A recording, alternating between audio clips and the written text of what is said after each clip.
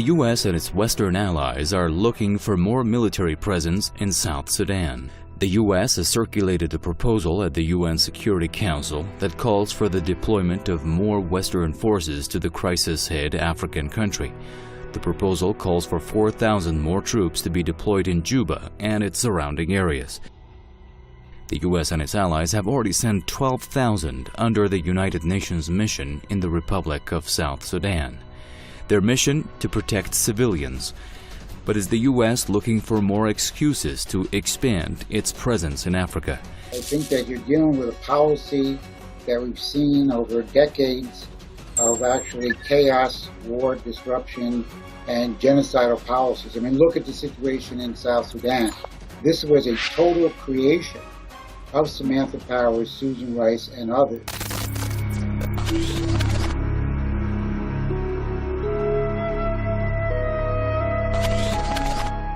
The country seceded from Sudan in 2011 under the pressure from the United States, other Western countries, and Israel.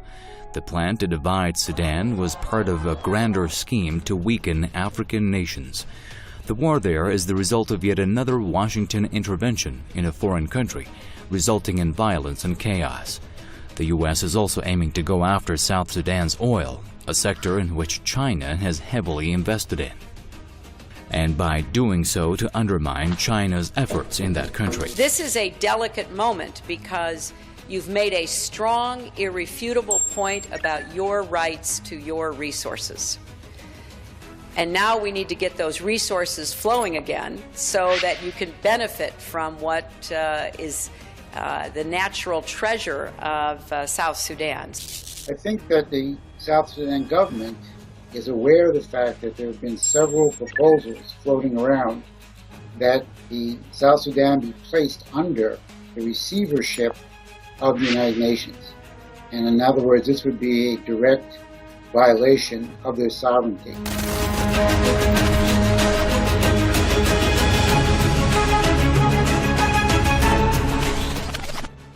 Juba is opposed to the move. South Sudan's information minister has accused Washington of trying to turn the country into a U.S. protectorate.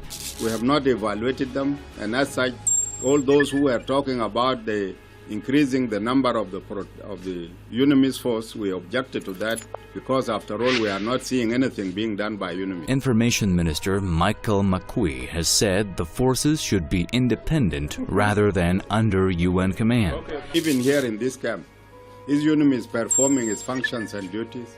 Is it protecting the very people who are now under them in the UNMISS camp? We are seeing a lot of crimes being committed there inside. He said U.S. moves to impel the government to accept such a force smacked of imperialism. And if people decide to impose it, then this is outside the convention and the whatever documents of the UN and all the regional documents. There is nowhere in the world where you can decide to impose. Yes, we know America can sometimes decide to take a unilateral decision because it is the world power. And I think that's a legitimate fear, because I think that the U.S. and the Europeans have been practicing regime change against a number of governments, and you have the most infamous character advocating regime change is Samantha Powers, who is the leading advocate behind this resolution at the United Nations. And South Sudan's ambassador to the U.S. has described the proposal as an invasion of the country and a means to recolonize the African nation. I think there is reason to be concerned that this could be a UN protectorate, a UN receivership in operation, which effectively is regime change. The United States is also facing opposition from other UN Security Council members. Diplomats say there are divisions between UN members over the issue. There is a clear split in the Security Council between those who insist on sovereignty above all else and those who want to make sure there is a robust protection force.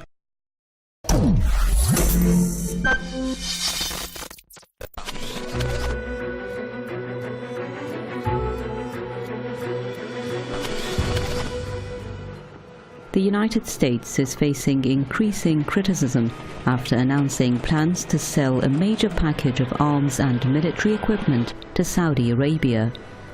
The controversial plan involves selling over 100 battle tanks to Riyadh, amongst others.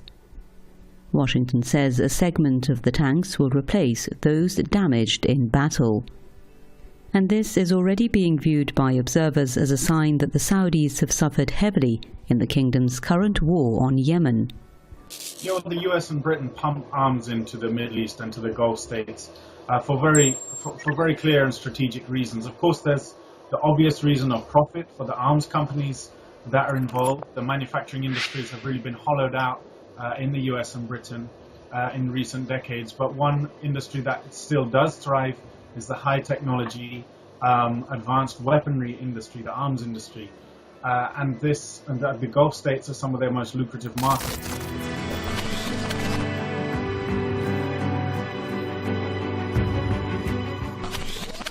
Saudi Arabia is itself facing growing discontent by the international community for the war it's waged on Yemen, an underreported war that's already left some 10,000 killed, many wounded, and a nation devastated. It's clearly showed how low Saudi Arabia can go in fighting one of the most impoverished nations in the world. Criticisms are now rising against the White House that arms sales to repressive regimes goes against the Leahy Law, which prohibits the US from selling military equipment to countries or regimes that violate human rights. But it appears that Saudi Arabia has been an exception to this, or there may be other motives behind the weapons sale plan, the details of which cannot be presented to the public. The more important reason why they weaponize these regimes like the Saudis and the other Gulf states is for strategic reasons. Don't forget that the British government actually helped to create Saudi Arabia, actually helped to bring the Saudi royal family to power in the region in the aftermath of the defeat of the Ottoman Empire following the First World War. And they did the same with the other Gulf states, and they did so for very specific reasons, which is they wanted to subcontract their foreign policy to those governments and to those states and families. They continue to do this to this day. Britain and the US still effectively use the Gulf states as the tools of their foreign policy in the Middle East. And that foreign policy has one basic strategic aim, which is to destroy any independent state or independent movement that starts to come to power or comes to power in the Middle East.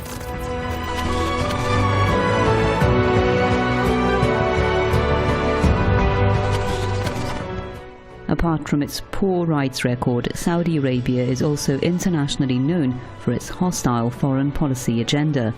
So arming a regime whose policies are contributing to the current crises in Iraq, Syria, Bahrain, Lebanon and elsewhere cannot be defended by any possible count. They use Saudi Arabia as the vanguard of their policy to destroy the Syrian government. And so on. So this really has not changed in the last century, that the Western powers back the Gulf states, not just because it's a lucrative market for their arms sales, but because those Gulf states fulfill the strategic designs of the West and maintain they're a conduit for Western domination, and they are the vanguard of destroying any opponents of Western domination in the region, and that continues to this day. The bulk of America's weapons are sold to Saudi Arabia each year, as well as other Persian Gulf countries.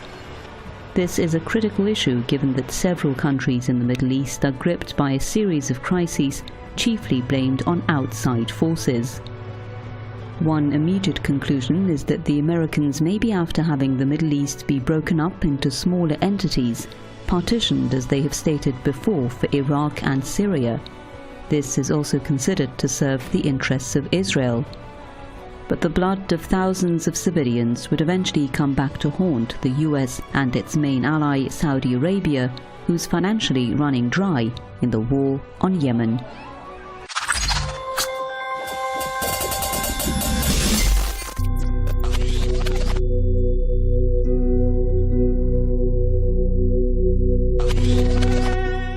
Put its military forces on high alert amid rising tensions with Russia over Crimea.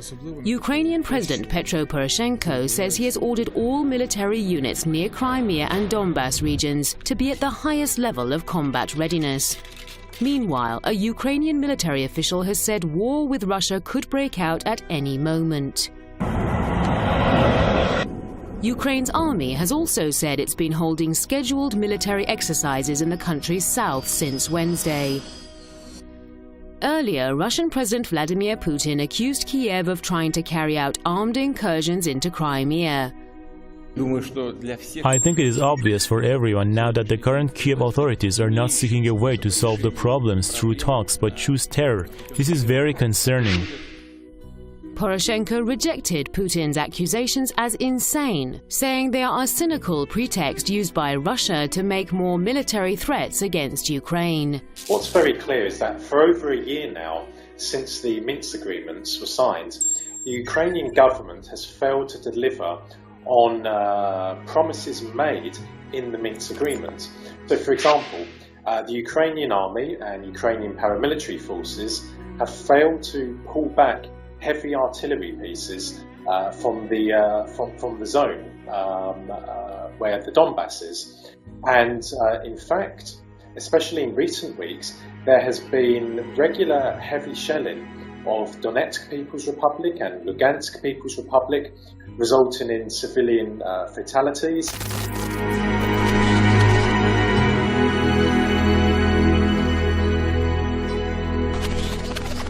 As expected, the US has sided with the Ukrainian government, which is Washington's ally at Russia's doorstep.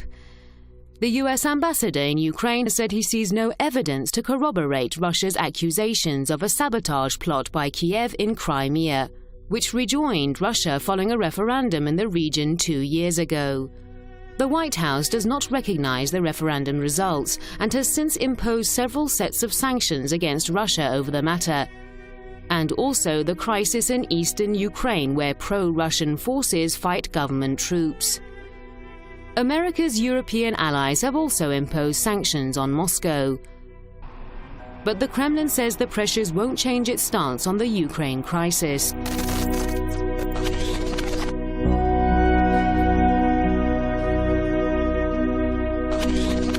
Russia has frequently shown that it is strongly opposed to what it calls NATO's eastward expansion. Moscow has repeatedly warned Ukraine against joining the Western military alliance, and it has said it will continue supporting the pro-Russia fighters in Ukraine's east.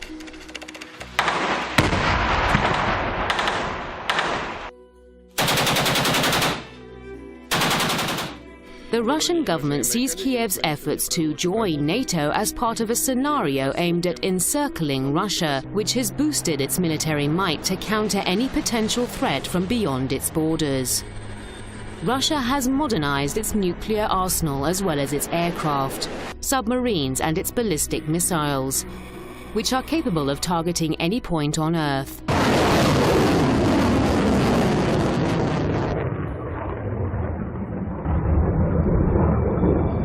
An independent country at the end of 1991, America has lusted after it. America is very, very keen for Ukraine to become a member of NATO. Why? Well, if you take out a map of modern-day Europe, and if you look in Eastern Europe, you will see that on the borders, the western borders of the Russian Federation, they are littered with EU and, most importantly of all, NATO member states from the Baltic all the way to the Black Sea, including Romania and Bulgaria, with the exception of Ukraine. Now, if Ukraine was to become a member of NATO, that would complete the encirclement of Russia in Europe, and that would result in a very weakened Europe. With the upcoming sanctions due to expire at the end of the year, the US is worried that its European allies suffering from these sanctions may opt not to extend them, thus spelling an end to the conflict. This provocation is another attempt to continue the conflict in order to keep the pressure on Russia.